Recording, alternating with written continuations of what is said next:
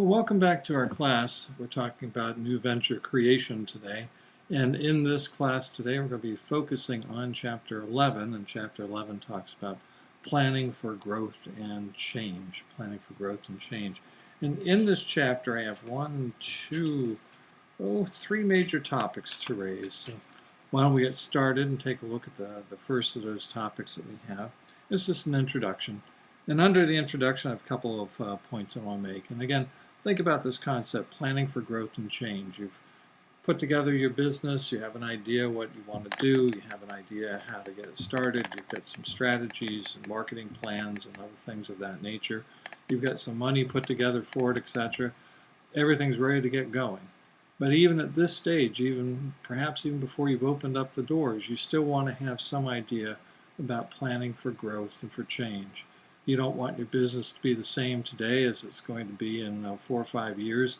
You also don't want to assume that there's not going to be any change. There's always change.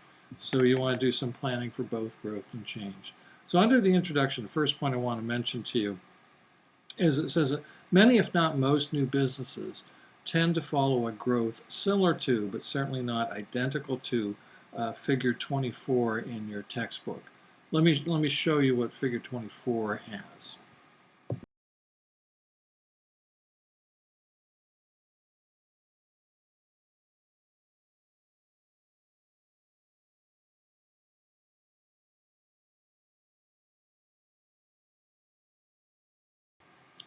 Now what you can see is figure 24 basically says that there are 4 stages of development for a business. And we're going to focus on the first 3 of those. Let's take a look at these stages of development, at least the first 3 of them. The fourth one is maturity. We can worry about that when we get a little bit closer to it. Right now we're just opening up the gates. So let's take a look at the various stages. The first stage is your startup stage. And some of the characteristics of your startup stage that you're going to have, you're going to, here growth is slow, right? You just open the doors. You don't expect to have, massive growth. It'd be great if you did, but you probably don't. There's going to be at this stage lots of planning and trying to put resources in place. You're trying to fit everything together. What resources do I have and don't I have? How do I get them, etc. Those I don't have, how can I do this on a shoestring and figure out what to do? So there's lots of planning and putting resources in place. Another of the characteristics of the startup phase is you may have some beta testing of your ideas. It's one thing to have the idea, but it's another to test it out a little bit. You may recall in one of the labs that you had for our class, you were asked to go out and do customer surveys, etc. That's a little bit of a beta test. Do the people like what you want, and should I tweak it? How much it cost? We probably also want to beta test it too, if you can, by actually doing something with it, actually coming up and creating something with it, and seeing if it works, seeing if it flies, etc. Another of the characteristics at this stage is there may be some initial attempts to get some customers. That'd be great, wouldn't it? If we can have a couple customers ready to make some purchases even before we've opened up the doors, or just as we're opening up the doors. So it might be some initial attempts to acquire some customers. And then the last comment made by the author here for this stage is the entrepreneur, you, the person starting it, may still be working pretty much full-time at your day job. You have this idea for a business, but are you quitting your job where you have regular money coming in? In most cases, probably not. Now, you might be doing this because you lost your job. Or maybe you're doing this because you don't need a job. Maybe there's some other sources of income, and you are starting. In many cases, you're going to find the entrepreneur is working someplace else. So in this stage, you're probably still working full-time. If you are working, you're probably still working full-time at that day job that you have. So that's the initial stage of the 4. And again, we're only going to talk about the 3. The second stage is the initial growth stage. Initial growth stage, and some comments about that your author makes. Here, the business is going. You've actually opened the doors, you're making some sales, etc. In fact, the second characteristic is there are some sales. Again, you're not burning up, fires here. You're not setting the world on fire with all the sales that you have, but there are some sales. Another characteristic, though, based on that, you're not making much money, probably. Making a little, but not much. Another characteristic of this stage is there's lots of planning for future growth, and not necessarily future 5 years down the road, but 2 weeks down the road, 2 months, 5 months, or whatever. What are we going to do? So there's oftentimes lots of planning. How can we go from this opening the door stage to the next stage that we have? And the last characteristic of this stage that's mentioned by our author is, here the entrepreneur, if you were working another job, a daytime job or whatever, you're probably still working, or the entrepreneur is probably still working at that day job, but maybe now is cutting back on hours, maybe not putting as much time in if you can do that. You might be mixing some activities while you're at work, doing some of the stuff for your new business to be going on, etc. And you're probably also at this stage trying to figure out, how am I going to get out of this job, this full-time day job I have? Can I? I'm assuming I can. How am I going to do it? I don't want to burn any bridges, etc. Who knows what's going to happen with this business venture I'm starting? But I know I'm going to have to put more and more time into my new venture, and I can't stay here. I can't stay working here full-time. So that's the second stage, the initial growth stage. Let's go to the third stage. The third is known as the high growth stage, and your author has a buzz phrase for this. Your author calls it the knee of the curve. The knee of the curve. It's going like this, and all of a sudden things start to take off, the high growth stage. And with regard to the knee of the curve, the author has a couple of comments here for you. Let's see, 1, 2, 3, 4, 5, 6. The first, the entrepreneur, even if you were, assuming you were working some other job as you started this, well, by now the entrepreneur's new day job is your new business. You've quit your other job, and now you're full-time at this new business that you've started. Probably one of the most important activities you have at this point is trying to raise some money. Whether they're from sales or elsewhere, you've got to get some funds in the door.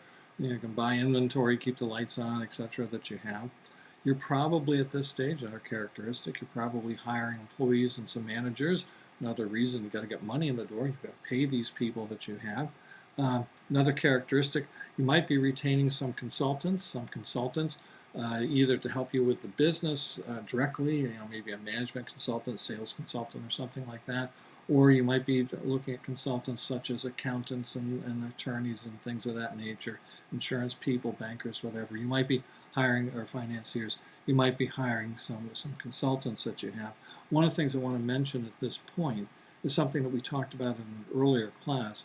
Don't forget, there are lots of opportunities for you to get consultants on board that might not cost you anything. One of the best opportunities along that line is part of the Small Business Administration. The U.S. Small Business Administration has an organization called SCORE, S-C-O-R-E. That's an acronym. Each of those letters stands for a word. That stands for Service Corps of Retired Executives. Service Corps of Retired Executives, S-C-O-R-E. Well, what that is pretty much what it says. Oftentimes when someone retires, they don't necessarily want to stop doing something. Plus, they have a lot of experience, a lot of knowledge that they've gained over the years doing whatever it is they're doing. You might have somebody in sales who has years of sales experience. You might have somebody in human resources, years of experience there, or finance, accounting, etc. And they have all this experience, and they've come across retirement. It doesn't necessarily mean they want to stop doing this. So what they do, many of them do anyway, is they volunteer to work at SCORE. And you can go to SCORE, you can sign up for their services, and you can get a consultant assigned to you in whatever area you need. If you need a consultant in sales or finance or whatever it might be, production, you can go to SCORE and you can get a consultant. You can get one of these retired executives to help you out. It's a very good opportunity, a very great deal for you. Again, it doesn't cost anything, and you can get somebody who oftentimes has a ton of experience. The only small tweak, the only small gripe I might have is most of these people worked in large businesses, and that's great. They have great experience, but they might not fully appreciate what it's like to be in a small business, so you're going to have to educate them in that regard. You're going to have to make them a better fit. They might be thinking about, oh, what you don't have a $100 million budget? No, I have a budget of about $900 or something like that, or 9,000 or whatever it might be. It might take a little bit of time to get them acclimated, but they know when they go to SCORE that they're going to be working with small businesses, so it shouldn't be that hard. Another other characteristics here with regard to this high growth stage that you have is you find that your venture is going to transition from being just a startup to actually being a functional company. You open up, people are coming and going, etc. Hopefully you're making enough sales to keep things going, etc. Yeah, hopefully you've seen some sales growth. In fact, it's during this stage that oftentimes you'll see explosive growth. Hopefully you see explosive growth in your business. If your business has a solid business model and you have something that has customer value, etc., you have a value proposition and properly get the word out, etc., this might be the time when all of a sudden you see, oh, well, we went from hardly any sales, so all of a sudden we've got lots of sales, and I can't get enough employees in here to service the people that I have. Not a bad problem to have. Well, the fourth stage, which we won't get into greatly, is the maturity stage, and that's after everything's settled and you're an ongoing business, etc., and you're kind of mature. There's a little bit of growth, but not much, etc. You can worry about that a little bit later. Right now, we're going to worry about those first three stages that we have. So that was the first major topic that we had, and that was this introduction. Let's go to the second major topic, and this is growing your venture. Growing your venture. And under growing your venture, I have about half a dozen things that I want to mention for you. The first thing is, and it's interesting, the author points out that when we think of growth, we oftentimes think of growth with regard to sales. Our growth is, if we have 10 sales today and 20 sales tomorrow, we've grown, and 50 sales and 100 sales or whatever. We tend to look at growth purely from a sales perspective. But the author says you should look at it from other perspectives too, including from a strategic perspective. Remember, we're talking about positioning yourself for a competitive advantage, particularly one that you can sustain. We're looking at fitting all the various parts together, and we're looking at putting together a plan, etc., and implementing the plan. So you probably also want to take a look at growth, not just from a sales perspective. Certainly you do want to do that, but also from other perspectives, and particularly in this case, probably strategy. Second point that your author makes under growing your venture is he says that growth means looking at least four key factors. Four key factors. Let me bring up a slide. This is figure 25 from your book. Let me bring up that slide and show the slide to you, and then we'll talk about it.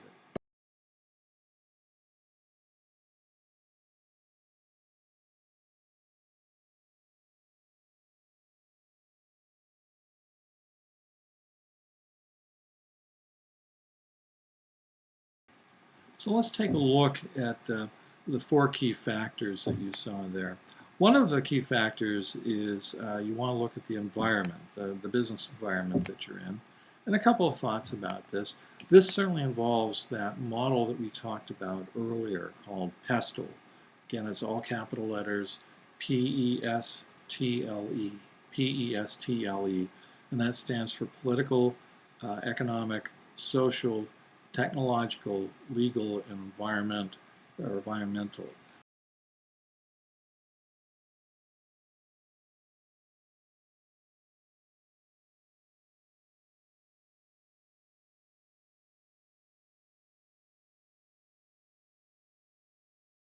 Those are various aspects of your business. Those are things that are going to certainly impact your business that you want to take a look at. You're looking at the overall environment, what's going on politically and economically and socially and technology, etc. The various legal cases. And then the last one about environment, we are talking about saving the whales and whether or not we have global warming, and we're looking at particularly sustainability and issues of that nature as well. So with regard to environment, PESTLE really comes into play. And you should notice here a couple comments that you really can't control these things, right? I mean, what control do you have over the economy, or what control do you have over, the social changes going on in the world? Probably not a whole lot. So the second comment that your author makes is you're going to have to adapt to it. You're going to have to adapt. If you don't adapt, you're not going to fit. And remember, we talked so much about how important it is to have that fit when we talk about strategy and strategic position, etc. You have to fit, the outside environment. You have to fit your firm, etc. You have to have those two fit together. Well, that certainly talks about, adapting to what's going on in the environment, adapting to those changes in PESTLE. And another question that your author asks here, and this is probably a good question to ask probably almost every morning when you get up with regard to a business, and that is, certainly as you see these changes and these things that you have to adapt to, certainly you could look at them and say, geez, these are some problems I have. Look, these are some challenges I have. These are some negatives. And the author says, well, you know what? Really what you want to try to do is take a look at those negatives and see if you can turn them into positives. Are there any opportunities there? For example, and I think I mentioned this in an earlier class, I'm from Pittsburgh, and in Pittsburgh we lost a lot of the steel manufacturing, and at the same time that we lost that, we saw that most of the young people that were graduating from college, etc., and there are plenty of colleges in Pittsburgh, universities, etc., they're moving away. In fact, even young families are moving away. Well, they're moving to the jobs, etc. Well, the end result was in Pittsburgh, the age of the population, the average age just continued to grow and grow and grow. It wasn't because we had more people, older people moving in. It was just because the younger people are moving out, and that just raised the average age. So if you have a population that is mainly or to a significant degree and growing with regard to elderly, I mean, certainly that's a problem for so many businesses. For example, if I'm looking at selling things that younger people want, fashionable clothes and things of that nature, my market is shrinking. That's a problem. But the positive is there an opportunity in that market? Absolutely, particularly with regard to healthcare, because unfortunately, the elderly people need to have additional health care. So if you can open something up with regard to healthcare, that'd be a great opportunity for you. So again, can you turn the negatives into a positive? Can you turn them into an opportunity? So that's the first of these 4 key factors he suggests that you look at for growth. The second of the 4 key factors is, he says, take a look at your industry. You're looking at your competition and other things, and this brings us back to another model that we talked about earlier, Porter's 5 forces. Porter's 5 forces is, as you may recall from our prior conversation with regard to Porter's 5 forces, it kind of looks something like this.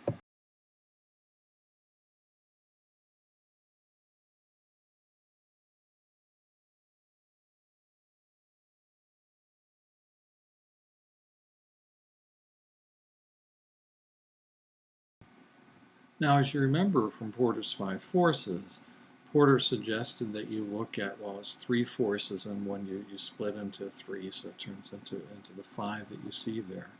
He suggests that you look at your customers and your customer base and do an analysis. Look at your suppliers and your supplier base and do an analysis. And then look at your customers, your competitors. And he says there are 3 types of competitors. You have your rivals or your direct head-to-head competitors. You have your substitutes, who are your indirect competitors, and then you have new entrants. And we talked about those extensively in an earlier chapter. And you can see that if you take a look at those factors, what Porter says, you get a better idea of what your industry looks at. Now the author says that once you've done this, once you've done that Porter's analysis, as you're talking about growing your venture, now that you have an idea of what your industry is like, there are at least 4 questions your author mentions. I think there's probably 100, right? But at least these 4 are pretty good starters. How intense is the competition? What is the pace of innovation? How volatile is the industry? And what's the role of intellectual property such as patents and trademarks and copyrights and things of that nature?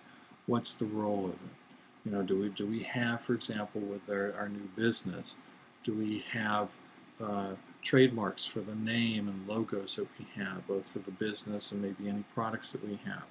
Are we doing something where we have or can get a patent, etc.? That type of thing. So, what's the role of IP? Some businesses, there's not a whole lot going on in IP. Others, it's a ton of stuff. It's all associated with IP. So you want to know what the role is of IP in your business. So that's the second of these 4 key factors that the author says take a look at now with regard to the growth of your business. The next thing he wants you to look at, the 4th, is look at the market. Look at the market. And this is looking a lot at your customers and potential customers, etc., that you have.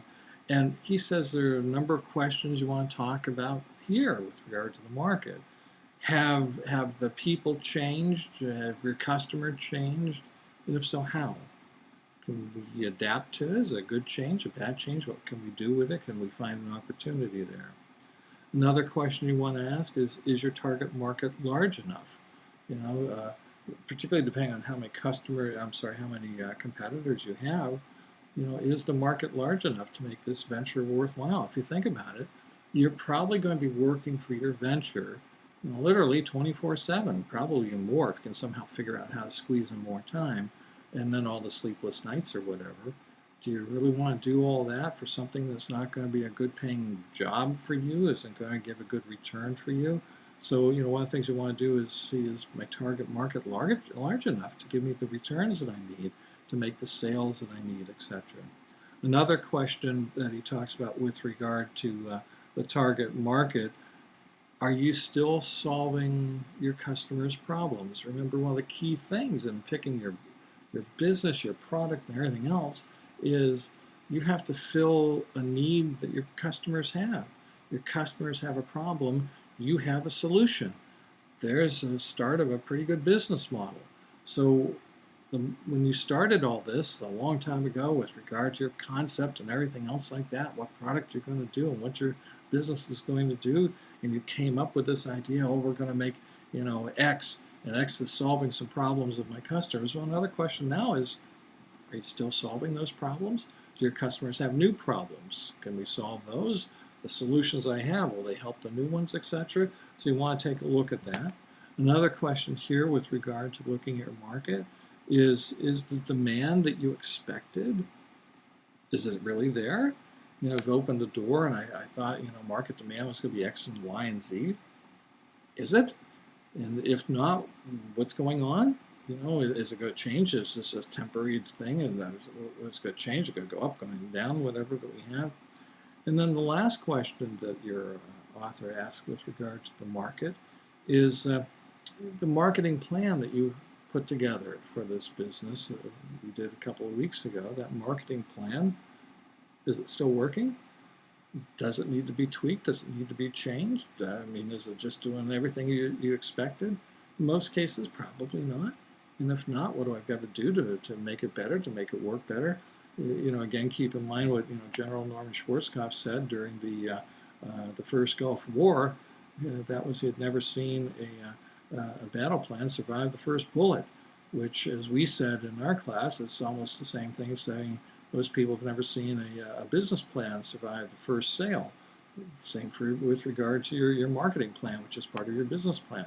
Oftentimes, you have to change that plan as soon as you start making sales. You open up the door, and all of a sudden that plan is perhaps a little bit out of date, a little wrong. You have to make some changes. So is your marketing plan still working? If not, what can we do to make it better? The fourth thing that we want to take a look at under growing your business is just take a look at your venture. Take a look at your venture. There's a couple of thoughts that he has here, and he mentioned, the four things we're looking at, this being the fourth. We looked at the environment, the industry, and the market. Notice, and now we're looking at your venture, of all the four, this is the only one you control. You don't have much control over your market or your industry or the environment, but you should have control over your venture. So this is the only one you really control out of them. And there's some questions that you should ask with regard to this. Are you going to be able to execute and implement the business plan that you had? It's great to come up with a plan. You need a plan, but it's worth listening to. You actually execute it and implement it. Are you going to be able to do that? That's a question you want to ask. Another question, is the organization that you're developing, is it agile and adaptable and flexible?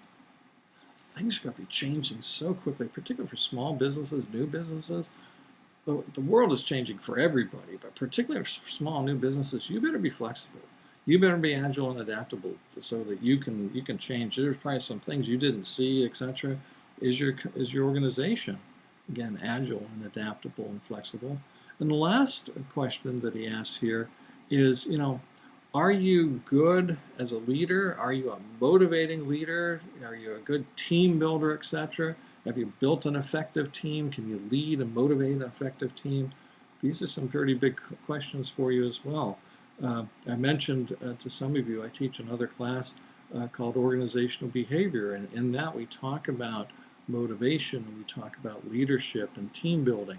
Those are all some things that might be helpful here as well. So that finishes up the second major topic that we have. Again, the first major topic we looked at was the introduction. The second one that we just finished was growing your venture. So let's go to the third and final topic, major topic for today's class, and that's planning for change. Planning for change. Notice this chapter is called, growth and planning for growth and change. So now let's go to the last of those things. Let's go for planning for change. And under this, there are a couple of things that your authors are talking about. So let me start off with the first one. In your textbook on page 150, there's a quote I'd like you to look at. It's John W. Holt Jr. Made a quote. And generally speaking, this is what he said. You still want to look at the quote, but generally speaking, he says that you want to make mistakes faster than your competition. You want to make mistakes faster than your competition. Doesn't that sound kind of crazy? You don't want to make any mistakes, right? I mean, we learn from mistakes, so I guess we have to make some or whatever. But this fellow, this Holt guy, is saying you want to make your mistakes faster than your competition. That sounds odd, doesn't it? Why do I want to make mistakes faster? It's like I'm making more mistakes or whatever. Well, one of the things that we talked about in an earlier class comes back to this point, and that is that concept of failing fast, or fast failing, etc. And that is basically you're going to go out, you're going to bump your head against a bunch of walls, you're going to learn some things, but what you want to do is you always want to jump back on your horse and keep riding. And the more mistakes you make to some degree, the more you're going to learn. So let's learn as fast as we can so that we can start doing better. A good example of this is take a look in pro sports. As you know from some of our prior classes, I'm pretty much into baseball. Take a look at there are a number of rookies, of course, and all professional baseball teams have their minor leagues and a number of rookies in it. Take a look at a rookie who gets called up to the major leagues. For example, the Cleveland Guardians, their AAA farm club team, which has rookies on it, right? Or they're not even pros yet. It's the Columbus Clippers, something like that. I can't remember. But I think it's Clippers. But occasionally, the Cleveland Guardians, former Cleveland Indians, occasionally during the season, because of injuries and other things, they might call a player up from the minors, from Columbus, maybe even Akron, their AA team that they have, might call a player up before he or she is really ready to start playing in the pros. We need somebody to play second base. We need an outfielder. We need a relief pitcher, whatever it might be. So they bring this person up probably before he or she is really ready.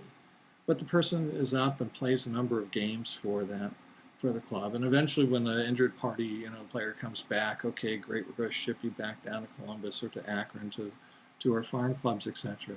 But don't you think that when that rookie came up and played for the major league team, don't you think that right now it's all he's, but he or she in other sports or whatever, made lots of mistakes, struck out a lot, didn't throw the ball in the right place, didn't it?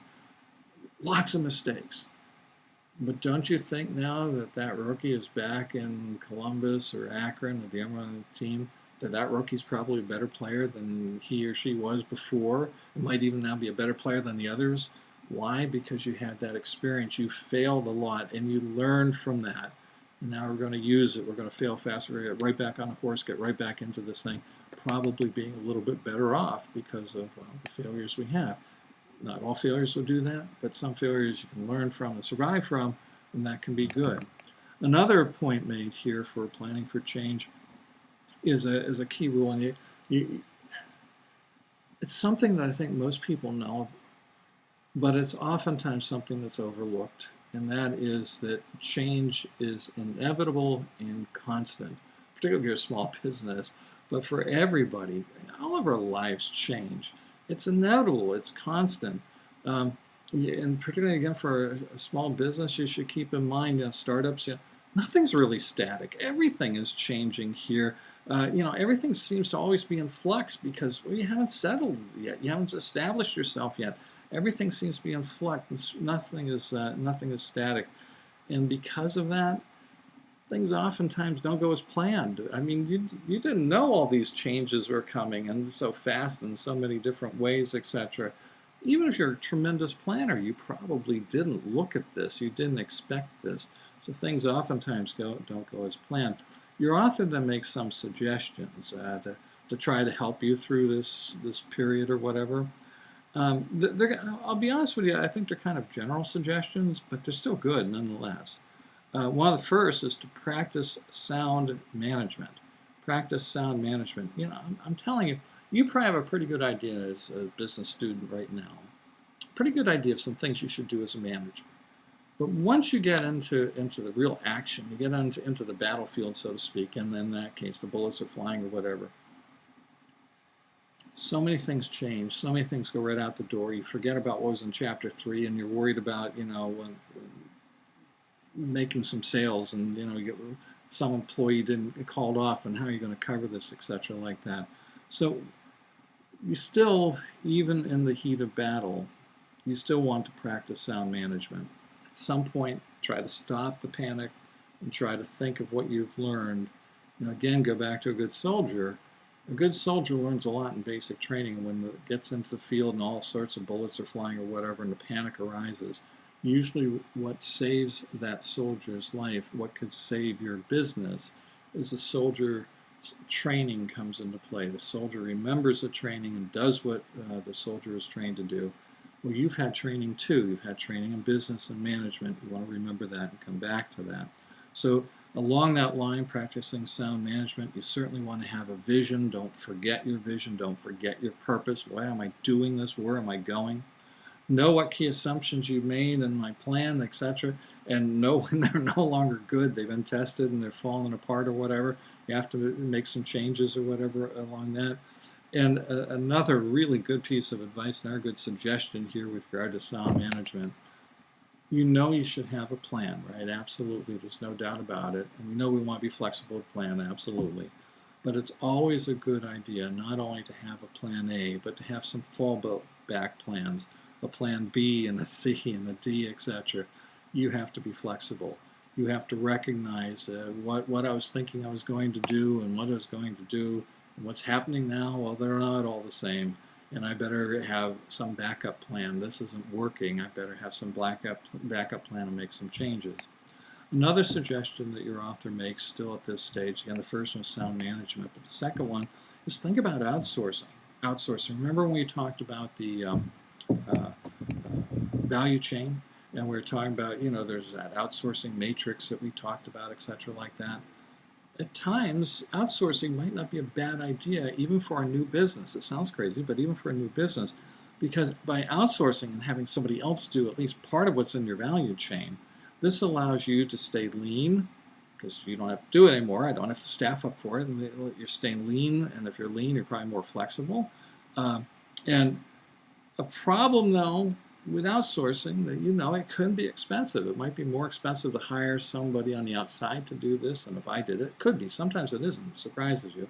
Could be. And then also, if I outsource, well, this is a problem that a lot of managers have, and particularly those with a big ego. But you lose control, right? I mean, I can tell the company I've outsourced, the parameters, etc. But I'm not managing the company. I'm not managing the people who have been outsourced this stuff to do.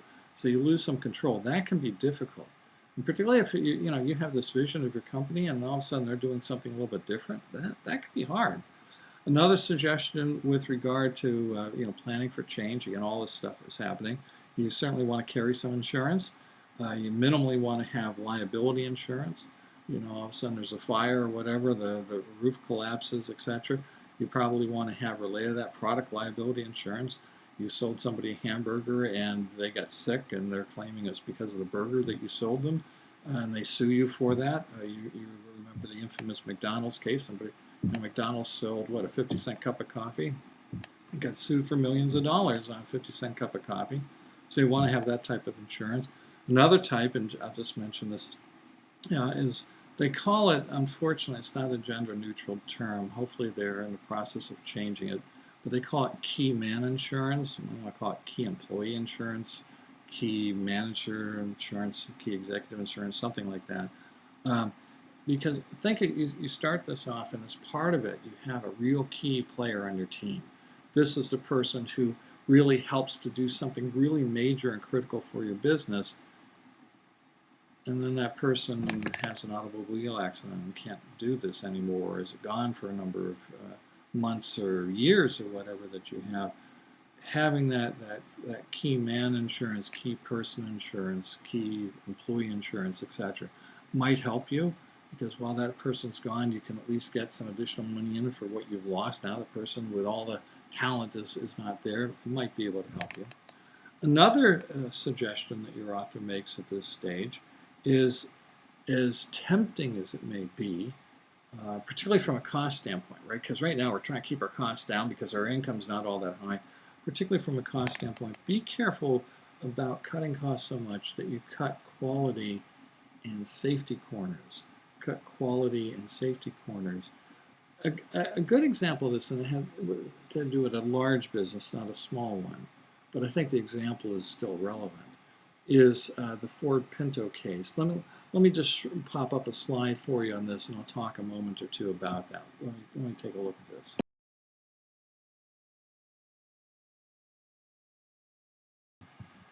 Now, your book talks a little bit about the case, and I'm not going to, tell you I know all the facts and the ins and the outs, but I can just give you some rough pointers here. Ford Motor Company, like any business, is trying to cut its costs, etc. And there was a small part, very inexpensive part. I don't know the precise amount. I think it was only a couple of dollars that they could have put this part into a subcompact car that they're making back in, I believe, the late 60s and early 70s. The car was known as the Ford Pinto, and you saw a picture of it just a moment ago. And they decided, this part, let's save some money. We can take the part out. We really don't need it. They had done some safety tests and found out, well, without the part, there can be some problems if there's a rear-end collision here. And they knew about it, but they said, oh, well, not too many people are going to die from this, and, maybe nobody's going to die, and the part's expensive, or it might not be an expensive part one-on-one, but when you're making, 100,000 of these cars or whatever, it gets to be pretty expensive. So they cut the corner here. They cut the safety corner and didn't put the part in.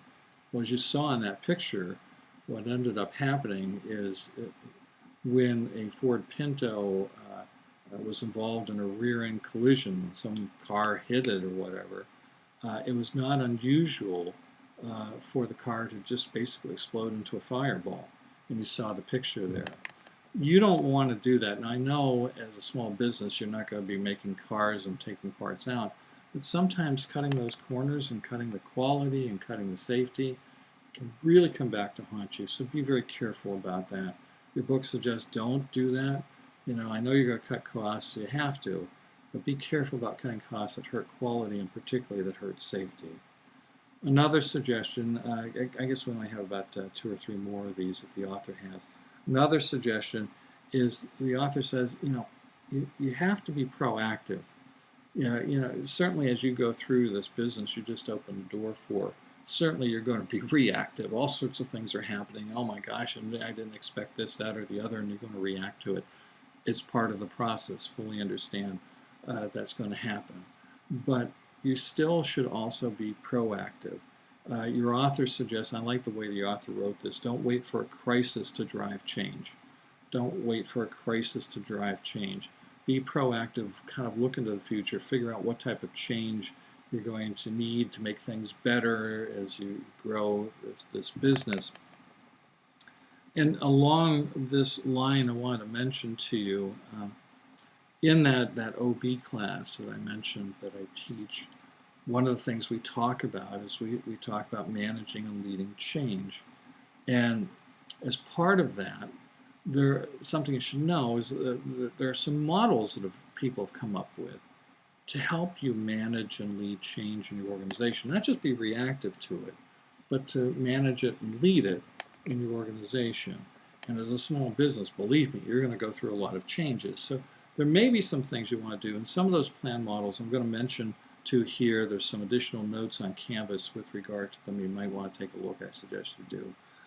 Two of the main models of many that we talk about in that class and that are out there.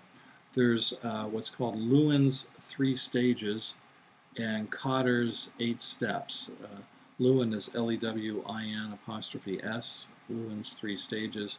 Kotter is Kotter's,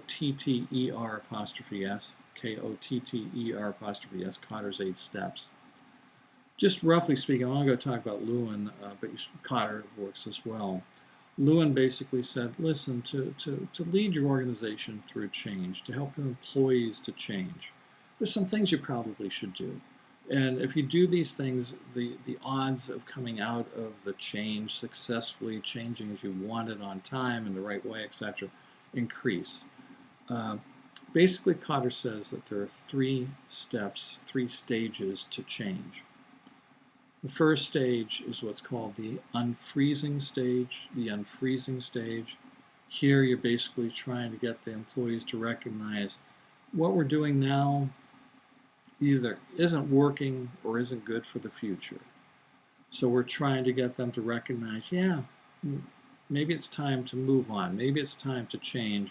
Maybe it's time to unfreeze from where we're at. And maybe what we want to do is start this movement. So the first stage is to unfreeze them, get them recognizing a need for change. The current stuff isn't as good as they might think. The second stage of Kotter is the changing stage, the changing, where you teach them the new ways, you show them what's going on, you try to reduce their resistance to change. Remember, we talked I think a little bit about resistance, and again, that's something we talk about in the OB class.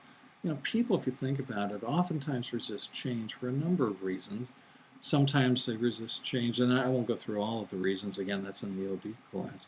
But sometimes they resist change, because just to fear the unknown. They don't know what's going to happen. So maybe one of the things you can do is train them and show them what's going to happen and kind of lead them through, etc., and provide encouragement and incentives and mentoring, etc., coaching as you go through it. So that's the second stage, the changing stage.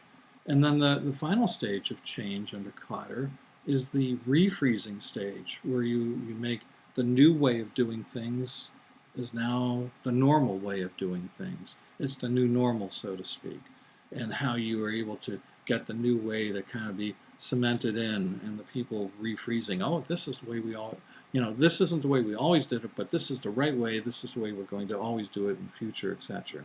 So you want to take a look at those models of change. As I say, you can see some of those notes that are on our website. The last thing that your author mentions, and that we'll talk about in the lecture today, is he says, as you're talking about change, he says you want to play chess and not checkers. I think that's an interesting point. Play chess and not checkers. I've played them both. I don't play very much in either of them, and I played far more checkers than I had with regard to chess. But one of the things that I recognize that you see in chess, in fact, if you watched one of those old Harry Potter movies where they're kind of playing chess and they're actually live in this chess game or whatever, one of the things you saw in that, one of the things that most good chess players do, is they plan their moves oftentimes way ahead. It's not just they don't plan their next move, they plan the next 2 or 3 moves that they're going to make. And they do so kind of in a multi-dimensional way. They're not just thinking flat out, the world is so easy, it's a yes or a no. Well, the world is full of gray, and it's not multi-dimensional. It's not just left and right, it's up and down, it's in and out, etc. So when you are in business, in small business, and you're looking at change, you want to play chess and not checkers. You want to plan ahead. You don't want to just plan for your next move, but try to plan for a couple of stages ahead, a couple of plays ahead. That might help you. Will all those plans and all those plays ahead work out? Probably not. You're going to make some changes. And that kind of goes back again to what General Schwarzkopf said. He'd never seen a war plan survive the first bullet. But if you have those plans and you're planning a couple of stages ahead, that will probably help you, even if you have to make changes to it. Well, that pretty much finishes up what we are covering this chapter 11, Planning for Growth and Change. I hope I kind of made it a little bit easier for you, a little bit more understandable, less overwhelming. Hopefully showed some ways that maybe this could actually help you and your business. Because it's one thing, to have all this theory, etc., but it's a lot better if you can figure out how this theory can actually be used to help you out. Hopefully we've covered some of those points. Hopefully it's a little bit better for you. Hopefully you enjoyed the lecture. If you have any questions, let me know. With that said, I'm going to end this and say goodnight to everybody. Bye-bye.